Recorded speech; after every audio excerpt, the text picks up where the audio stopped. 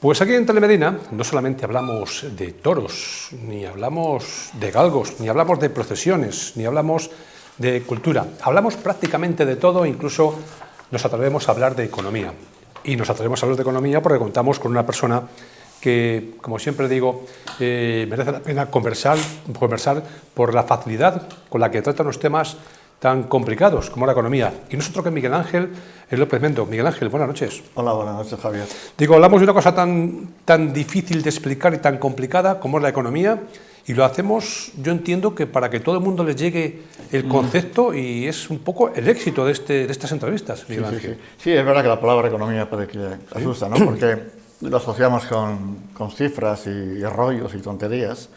Y la economía, recordamos, es que todos los que están escuchando somos economistas. Desde que me levanto hasta que me acuesto, yo estoy jugando con la economía. Tengo una pensión, tengo una nómina, tengo un paro, tengo un negocio, y son ingresos. Y tengo que tener unos gastos, como equilibrio entre ingresos y gastos. Pues eso es la economía. Oye, ahora mismo, si tú tuvieses que aconsejar a nuestros espectadores, o algún familiar, algún hijo, algún sobrino, para que estudiase lo que es el grado, lo que es la carrera de economía, ¿tú le aconsejabas o no? Sí, en principio sí, porque la economía es verdad que no tiene la fuerza que tenía antes.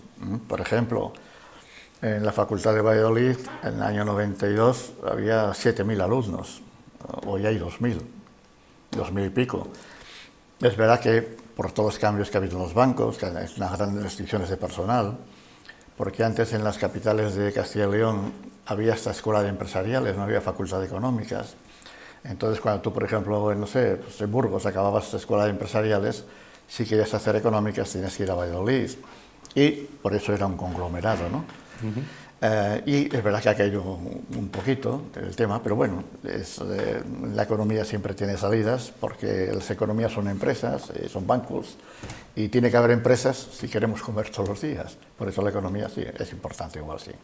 Vamos a empezar hablando de un banco como es el Banco Sabadell, que la última vez que nos visitabas nos comentabas que estaba un poco en la cuerda floja, pero que no era cierto. No era cierto porque estaba bien respaldado y sabía bien moverse en esas aguas, ¿no? El Banco Sabadell, y al final se ha comprobado que ha dado unos beneficios tremendos. Sí, la verdad es, el Sabadell es el típico caso de, por no utilizar los ejemplos médicos que siempre hacemos, ¿no? Es como cuando compramos una casa en mal estado y la arreglamos, y una casa que está en mal estado, para arreglarla, no se arregla como os dije al principio, ¿no?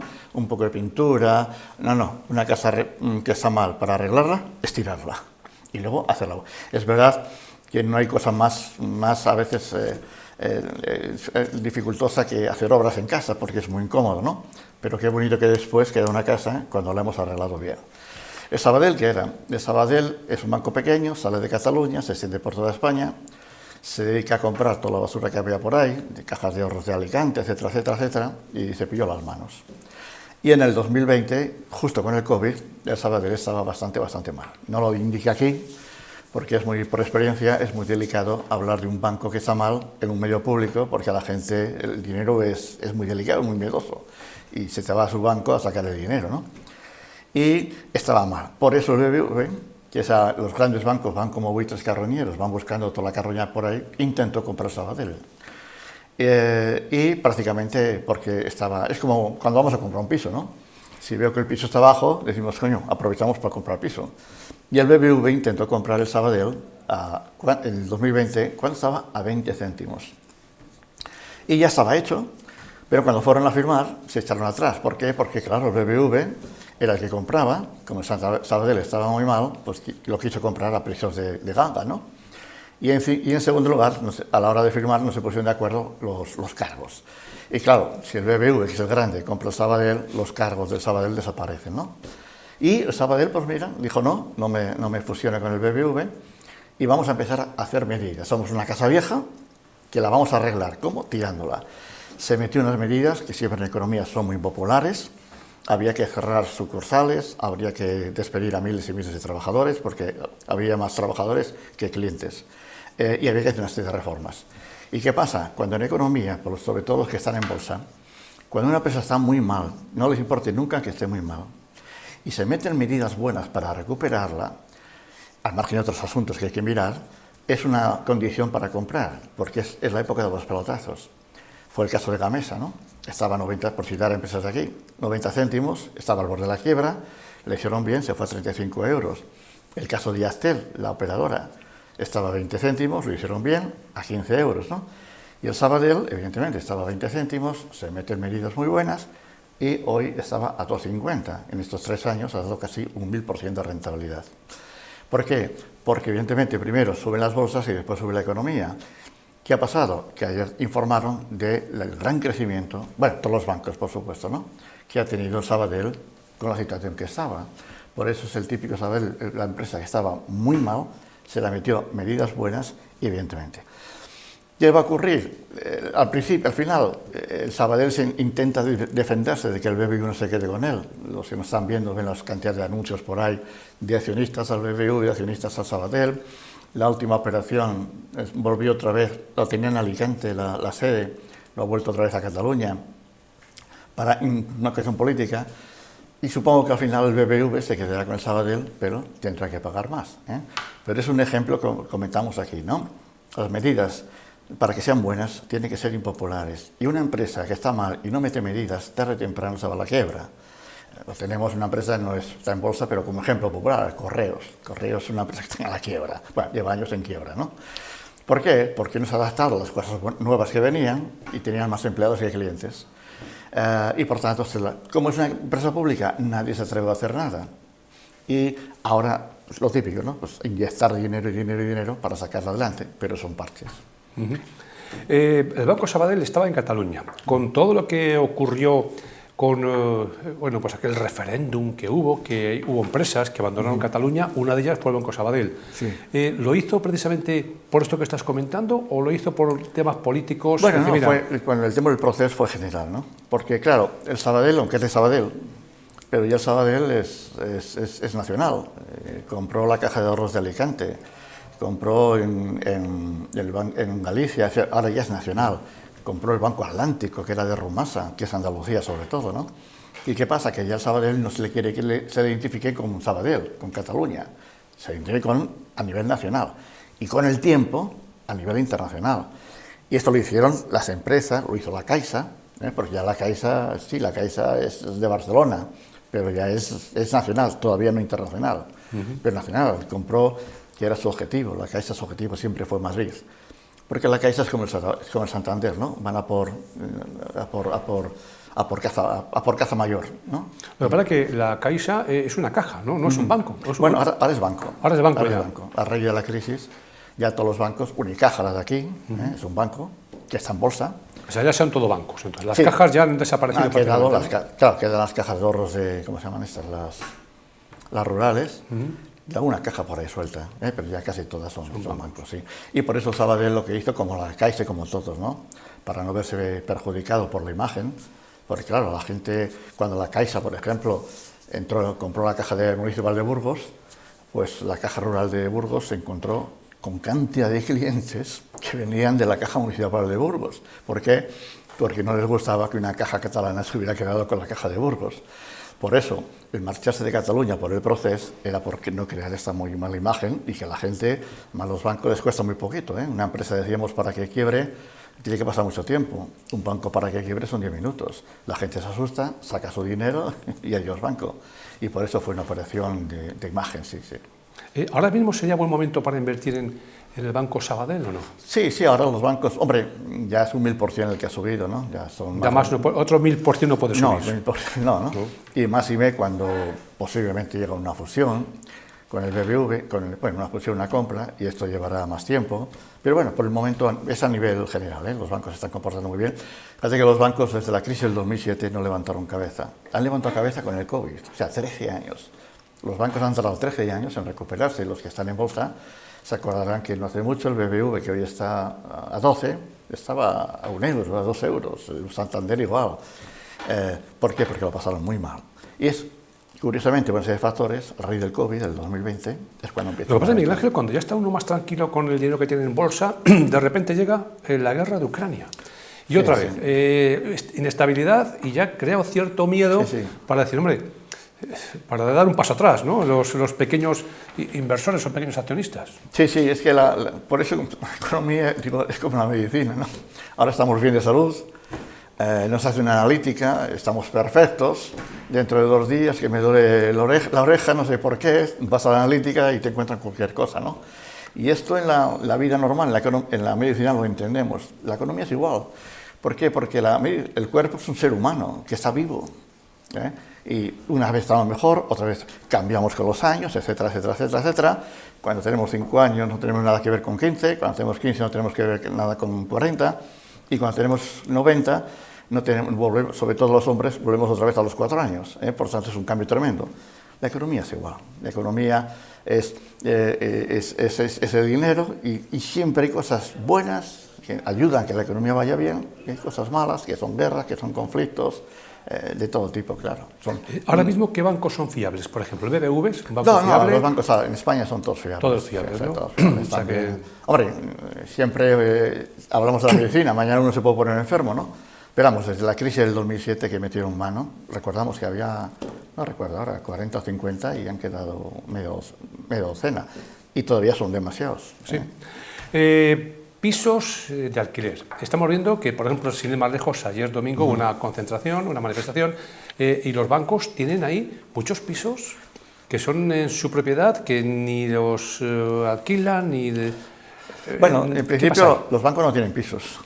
Los pisos los tienen los clientes del banco, porque con su dinero se han dado hipotecas.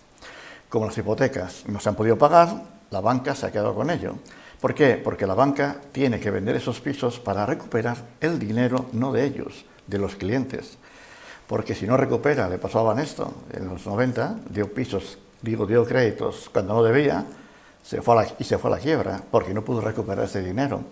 Entonces los bancos tienen que recuperar y tienen que buscar el momento más adecuado, porque es que es el dinero no de ellos, es que es el dinero de los clientes.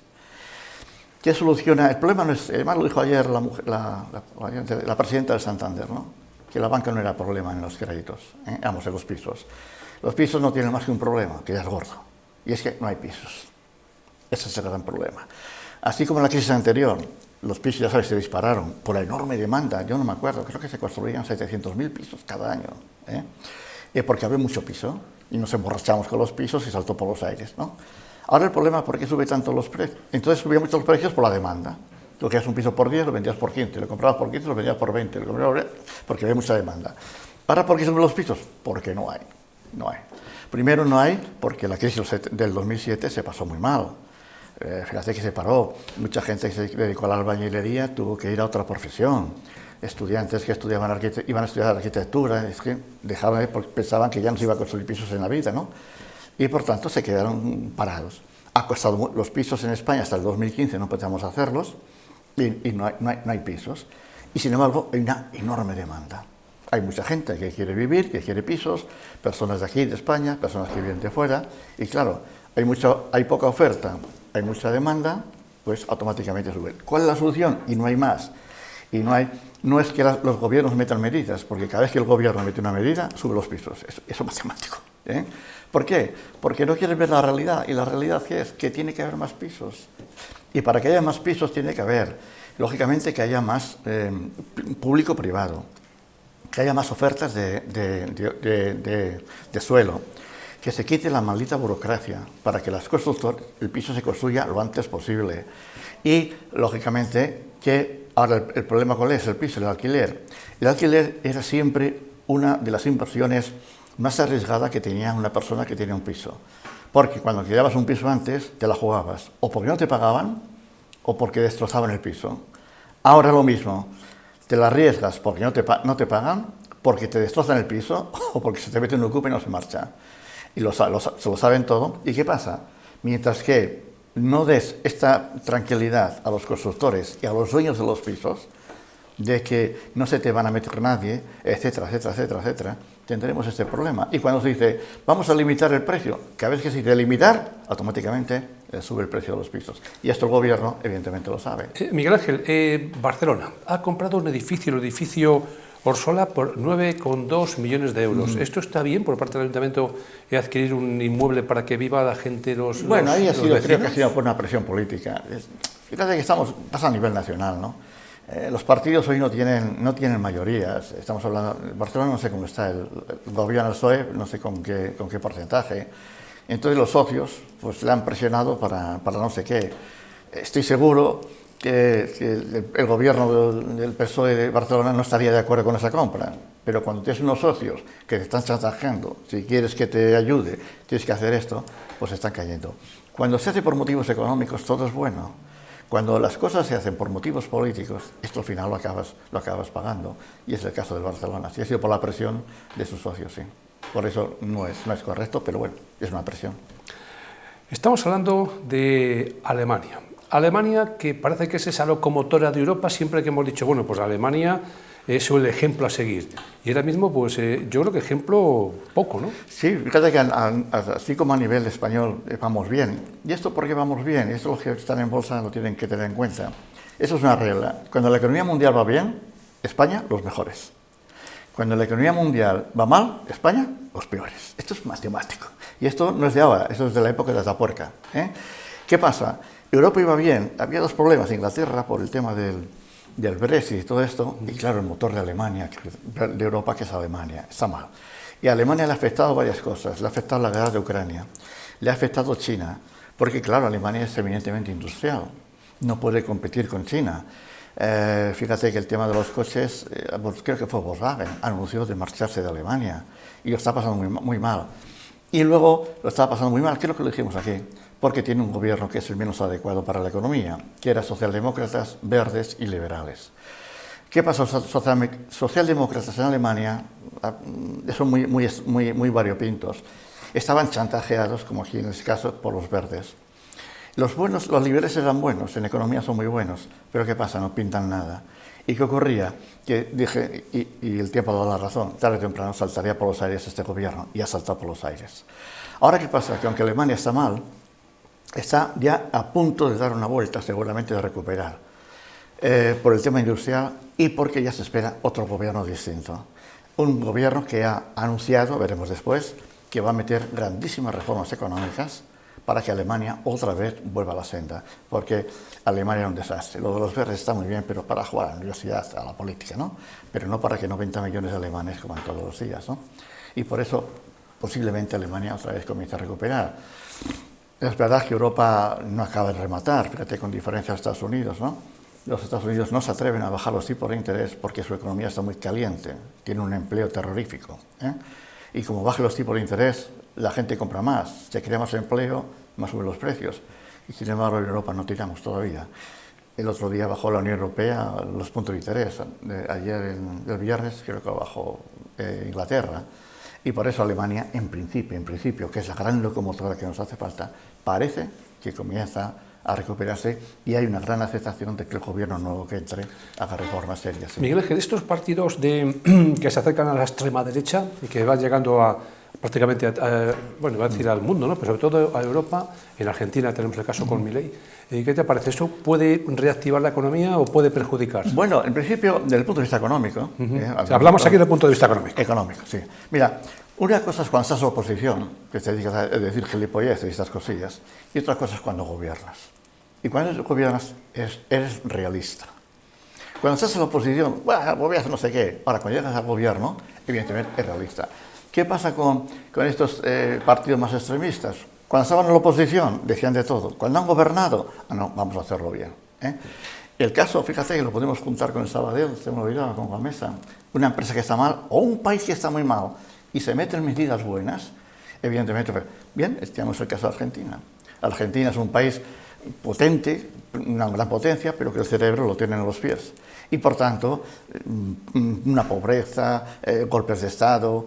¿Y qué pasaba cuando entró Milei, no? Milei, la frase lo dijo, no hay plata, es decir, no hay dinero. Y cuando no hay dinero, como cualquier familia, cuando no hay dinero, ¿qué tengo que hacer?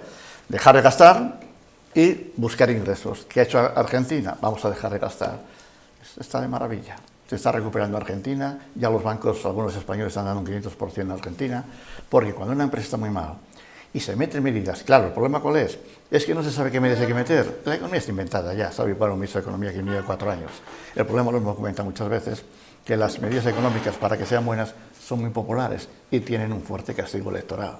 Y a qué gobierno le gustan manifestaciones, disturbios, etc.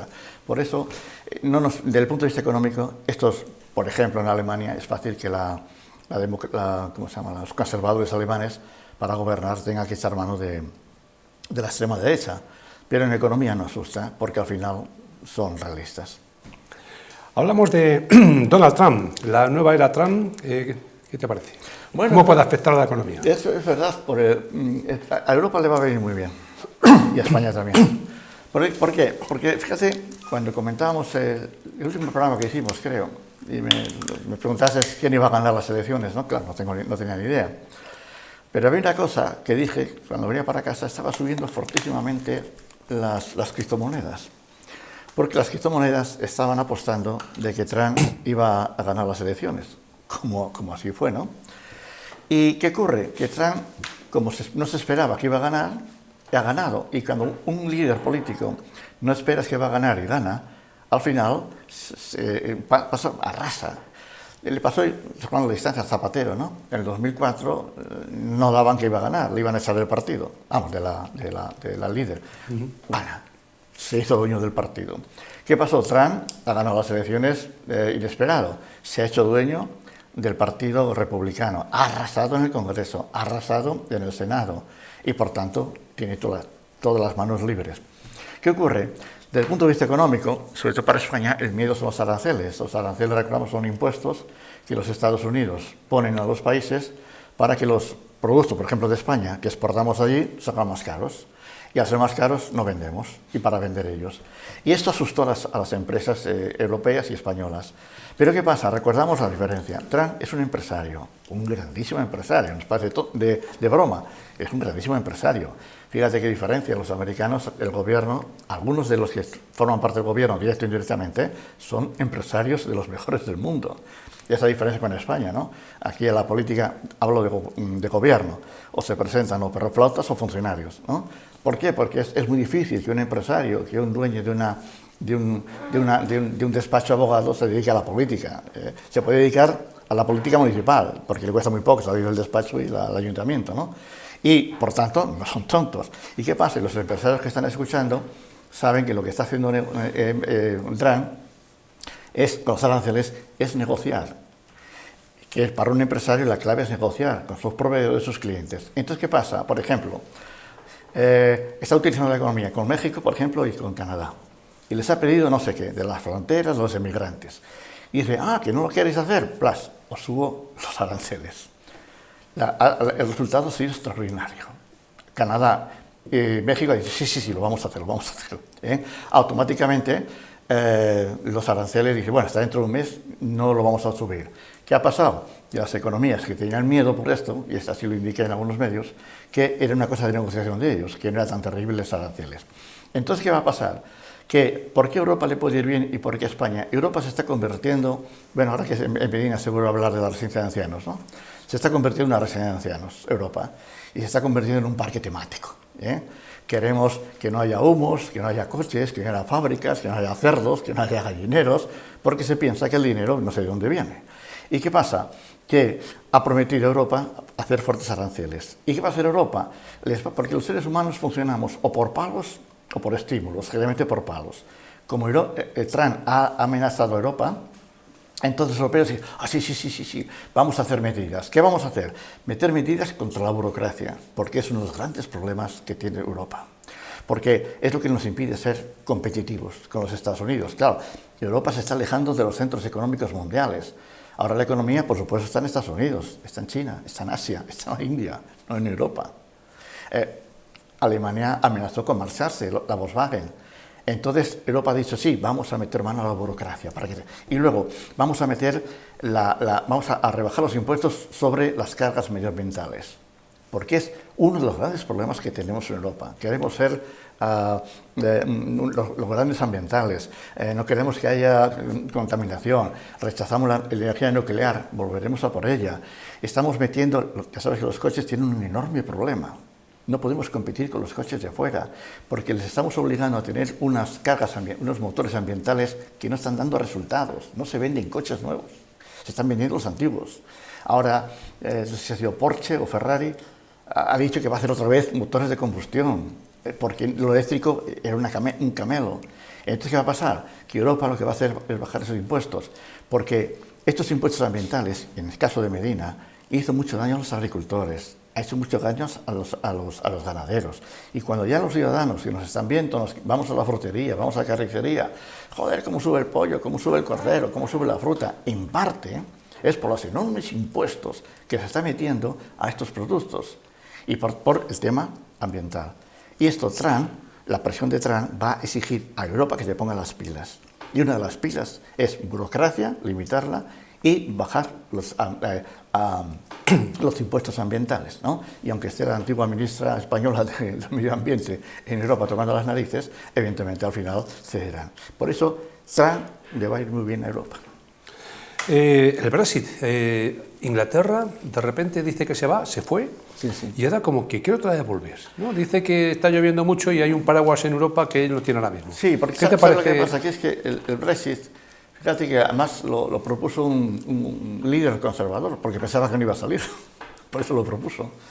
Y claro, había una diferencia, por ejemplo, los que viven en Londres, que son más cosmopolitas, que los que viven en el medio rural, ¿no? Y el medio rural apostaban por el Brexit, ¿no? Y se hizo de una forma mal, y junto con Alemania ha sido uno de los países punteros que lo han pasado mal, en este caso por el Brexit. Se han quedado sin trabajadores, se han quedado sin muchas cosas, y luego los líos con sus presidentes. ¿Será bueno otra vez admitirles en Europa o no? ¿O sí, que ya que se marcharon? Buscarán otra fórmula, ¿no? Es más, el viernes, creo que fue el viernes o el jueves, han bajado los tipos de interés en Inglaterra, porque Inglaterra no tira, ¿no? Y buscarán, fíjate que una de las razones por qué la economía española va bien ha sido por el tema de la emigración. Cuando un emigrante encuentra trabajo, el 90% va al consumo, lo gasta. O sea, mueve mucho la economía. Lógicamente, estos problemas que tuvo Inglaterra de poner límites, de echar a la gente, esto lo ha pasado mal. Me imagino que buscará otras fórmulas para volver a salir, sí. Miguel Ángel, tenemos que ir poco a poco concluyendo. Para cerrar, España va bien económicamente, pero parece ser que en las calles se ve que hay otro tipo de protesta y que no están tan de acuerdo, ¿no? Por eso decimos que somos los que más subimos cuando estamos bien, ¿no? Es que subimos en cantidad, no en calidad. Entonces, ¿qué pasaba? Que estamos metiendo muchas obras públicas. Bueno, aquí en Medina no me he fijado, pero vas a Valladolid, edificios públicos, está todo arreglándoles, porque se ha metido una cantidad de dinero en dinero público, ¿no? Hemos recibido muchísimo dinero, como éramos pobres, por el tema del COVID, etcétera, ¿no? Y esto está provocando que España se recupere muy bien. Pero ¿qué pasa? Es como cuando la crisis anterior, ¿no? Cuando los padres a los hijos les compran de todo, los hijos qué felices que son. El problema es cuando vino la crisis anterior, del 2007, cuando los padres dijeron a sus hijos, mira, ya no te puedo comprar los zapatos de primera marca, ni el coche, ni el móvil de primera marca. Claro, los hijos se rebelaron y hubo una gran violencia contra los padres, sobre todo contra la madre, que siempre es la gran víctima, ¿no? ¿Qué pasa? Que ahora, como tenemos dinero, pues lo que tenemos que hacer ahora es hacer reformas para que la economía sea más productiva y para que estemos preparados para cuando vengan las vacas flacas que vendrán. Pero ¿qué pasa? Esto da muchos votos. El gobierno está muy mal, no pasan de 120, vamos, el gobierno, el Partido Socialista está con 100 diputados. Evidentemente se siente que está completamente chantajeado, pero no tiramos, vamos, ¿qué hay que hacer? Gastar mucho dinero. Por ejemplo, los bonos de Renfe, este año los iban dijo el ministro de Transportes que lo iban a quitar, ¿no? Pero claro, alguien del gobierno diría, tonto, que esto nos da mucho dinero, muchos votos. Por eso estamos subiendo en cantidad, no en calidad. ¿Y qué ocurre? Tú dices, claro, por una parte hay bonos gratuitos y tal, pero claro, esto se paga con impuestos y los impuestos nos están acribillando, ¿eh? Lógicamente, la inflación se está disparando. Y el coste de la vida, por lo que estamos comentando, ¿no? Se está disparando. Y por eso, evidentemente, el ciudadano percibe, sí, la economía en teoría está bien, pero yo en mi bolsillo, joder, que me cuesta llegar a final de mes. Han vuelto otra vez a la calle los agricultores, con sus tractores, a partir de ayer, Sí, estos días van a estar otra vez en la calle. Fundamentalmente es por esto, es por las restricciones. Claro, ¿qué pasa? Dices, es que no pueden venir productos de Marruecos, porque tú no puedes poner puertas al cielo. O sea, tú no puedes decir a Marruecos, oiga, usted no traiga los tomates. Porque lo que son las negociaciones, entonces Marruecos te dice, ah, muy bien, que no me dejas meter tomates, no te dejo pescar. Y recordamos, por ejemplo, un producto popular para todos es el pulpo. El pulpo no viene de Galicia, en Galicia no hay pulpo, en Galicia es un 10%. El pulpo viene de Mauritania y de Marruecos. Y entonces, si tú no me dejas meter tomates, yo no te dejo pescar. Y si yo te dejo pescar, miles de barcos van al desguace. Entonces, ¿qué pasa? Dices, bueno, es que no podemos competir por los precios porque Marruecos no se les exige y aquí nos exigen medioambientales, etc. Y es lo que protesta los estos, que se exija a todos lo mismo. O sea, no poner puertas, porque no puedes poner puertas, ¿eh? Pero si a mí me exiges unas cosas ambientales, exígeselo a ellos, y es por lo que protestan, porque es terrorífico, es terrorífico. Lo que pasa es que, claro, ellos, como no forman parte de Europa, no tienen por qué cumplir con esas medidas ambientales. Ya, pues solo pone la Comunidad Europea, la Unión Europea. Claro, pero es que no hay otra solución. O rebajas, que es lo que va a hacer Europa ahora, impuestos ambientales, o se los exiges a los otros. Y digo Marruecos, fíjate, China y por ahí. Y entonces agricultores, y luego, ¿qué pasa? Como esto no renta, pues cantidad, ¿por qué sube el cordero, por ejemplo, en Navidades, ¿no? En todas las Navidades el cordero siempre sube algo, pero no en estas cantidades. ¿Por qué ha subido? Joder, porque no hay corderos. Porque cantidad de ganaderos, como no les será rentable, lo han dejado. Nos pasa igual con la leche, lo están dejando. Tendremos que quitar leche, pues no sé, de Canadá o de donde sea, ¿no? Y entonces, una de las cosas buenas que va a tener, comento el TRAN, es presionar a que Europa se deje de payasadas, que no estamos en un parque temático, que hay que meter energía nuclear, que es la más barata, es la más limpia y es la más segura. Y, evidentemente, lógicamente, hay que pedir unas cosas ambientales, pero no estas exageraciones que son tremendas, que es inaguantable. Un agricultor, un ganadero, tiene que hacer 40.000 papeles. En una época de Internet, tiene que hacer 40.000 papeles para poder trabajar. Esto es impensable, por eso es normal. Y pienso que el caso de Trump va a obligar a todas estas payasadas a hacer las cosas mejor, sí. Miguel Ángel López Mendo es analista de bolsa, es economista y sobre todo es un amigo de la casa. Por eso viene a menudo para contarnos cosas interesantes como lo que hemos estado esta noche abordando. Muchas gracias y te espero pronto, Miguel Ángel. Vale, Javier, un placer.